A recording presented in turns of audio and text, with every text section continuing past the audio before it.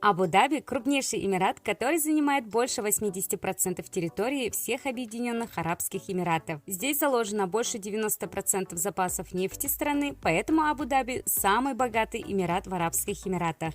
Многие туристы выбирают для отдыха в Эмиратах именно февраль, потому что это лучшее время для экскурсий и активного отдыха. Можно с комфортом позагорать, не очень жарко. На курортах не так многолюдно, как в сезон. Можно попасть на ежегодный фестиваль иллюминации, а также цены на отдых в феврале ниже, чем летом. Из недостатков февральского отдыха – это прохладная погода, чем весной и летом. Может подняться ветер, по ночам холодает, иногда идут дожди, и вода в море не очень теплая. А какие цены на перелеты и проживание в отелях? Я вам показывала, сколько стоят также путевки, ссылка в описании под этим видео.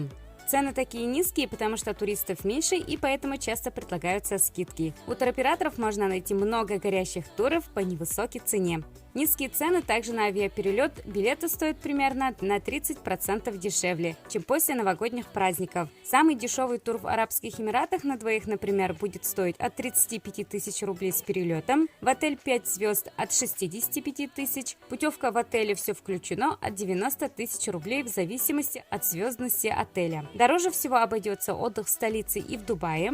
Можно найти недорогие туры на популярные курорты – Фуджейра, Шарджа, Рассельхайма. Они обойдутся процентов на 10-15 дешевле, чем весной. Какая погода в феврале? Февраль – это идеальное время для тех, кто не переносит сильной жары. Зима в Эмиратах теплая и сухая. Есть всего несколько дождливых дней. Среднедневная температура составляет плюс 24-25 градусов. Теплее на юге в Абу-Даби. Здесь почти не бывает дождей, а на восточном побережье Фуджейры температура достигает до плюс 26 градусов. К концу месяца теплеет до 28. Вода в Персидском заливе к февралю прогревается до плюс 20 градусов. В некоторых местах до плюс 22. Такая температура не очень комфортна для купания, поэтому тем, кто едет сюда погреться и искупаться, лучше выбирать отель, в котором есть бассейн с подогревом. Мечеть Шейха Заеда, один из символов Абу-Даби, была построена в 2007 году и названа в честь шейха Заеда ибн Султана Ан-Нахаяна.